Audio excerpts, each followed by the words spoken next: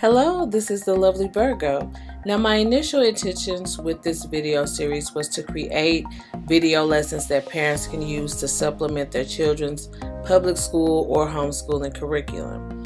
These videos would mainly consist of Black American history lessons during and after Reconstruction.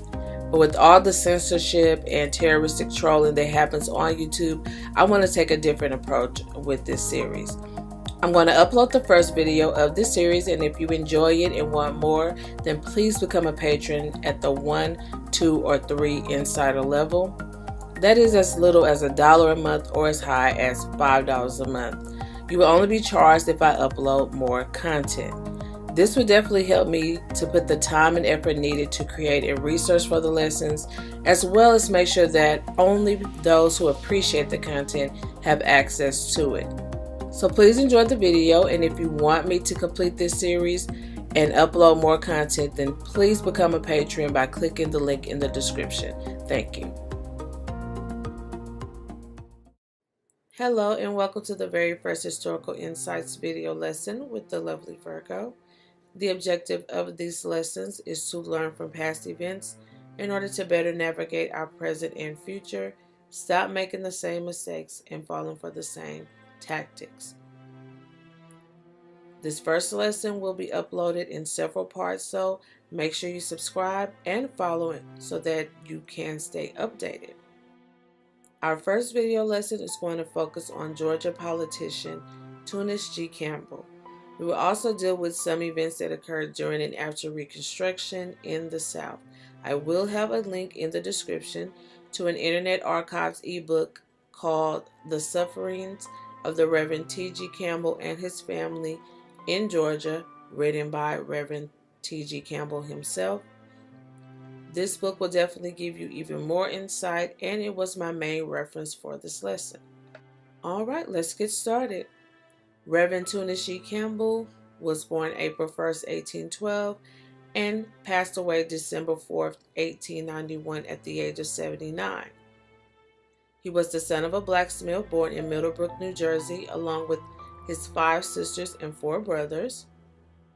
He refused to attend a mission trip to Africa with his all-white Episcopal Church, which was also the school he attended from age 5 to 18 years old, and he refused to go to this mission trip until every slave was free on American soil.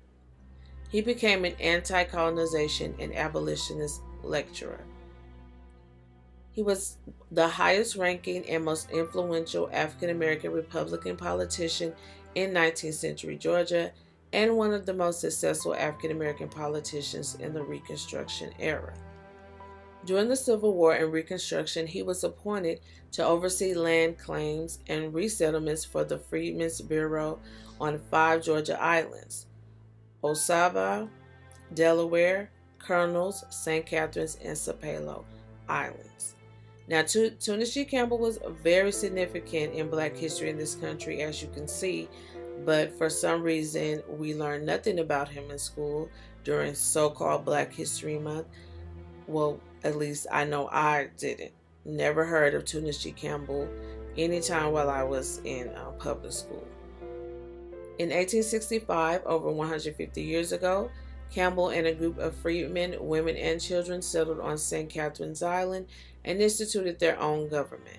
The fishing and farming community of the New Africa of St. Catharines was able to establish a 40-acre plot land per family, a Supreme Court, their own constitution, held their own elections. They had laws created protecting Black citizens, and they had a 250 to 300 man militia ready to protect their citizens and enforce their laws. Okay, so this information should give you insight as to why, when the topic of reparations for Black Americans is brought up, it's instantly diverted to just being for slavery. Land was distributed by the U.S. government during Reconstruction. This was the reparations that freedmen deserved to be able to profit from their own labor. They were a farming and fishing community in this particular establishment, and they were governing themselves. So the question is, what happened to all these communities that Blacks were establishing for themselves? you will get more insight into why the topic of reparations is always diverted to slavery, because they don't want to account for all the land that was given to black people by the federal government as some form of reparations. But it was then allowed to be taken by force by the southern whites, and what they didn't take for themselves, they destroyed by fire and vandalism. They would rather people believe that blacks didn't receive reparations at all than to know that the reparations that were given was then violently taken away. But like I said, we will discuss this more later in the lesson.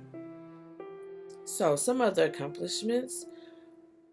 As part of the Georgia Senate, Campbell and other Republicans were also able to get universal male suffrage, which is voting, and public school education supported by general taxes in Georgia. Before this, most people who could afford it had private tutors for their children or sent them to private schools. And even though the public schools were racially segregated, they were all supported by the government. So you would think that we would know more history of how public school education was even started. This country did not always have free education for all. And these politicians fought to get free public school education even for poor whites who could not afford to pay for school. Unfortunately, after the Democrats gained control of the state Senate, they began to underfund schools for black children and deprive them of resources that schools for white children had.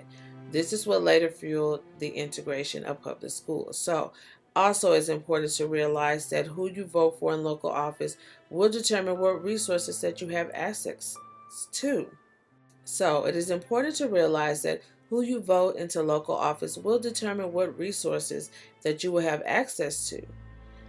And when people say things like, your ancestors died for the right to vote, I make sure I correct them and say, no, my ancestors were brutally murdered, kidnapped, and falsely imprisoned while trying to get access to resources that they had worked hard to build up in this country. It was more than just about having a say on who was in office. It was more about getting access to resources, much needed resources. On April 20th, 1871, Campbell helped to get the Enforcement Act of 1871 passed that protected loyal citizens, both black and white, from the terrorism of the Ku Klux Klan rebels who were threatening, terrorizing, and murdering those exercising their constitutional rights. This act was responsible for the total dismantle of the first era of the KKK. So this will conclude part 1 of this lesson. The next lesson we're going to get into what happened after Reconstruction and Andrew Johnson got into office. Make sure that you subscribe so that you can stay updated on the new lessons coming out. Also, thumbs up, and also comment any questions that you may have or anything that you would like to add to the discussion. Thanks for attending this Historical Insights video lesson, and I'll see you on the next one.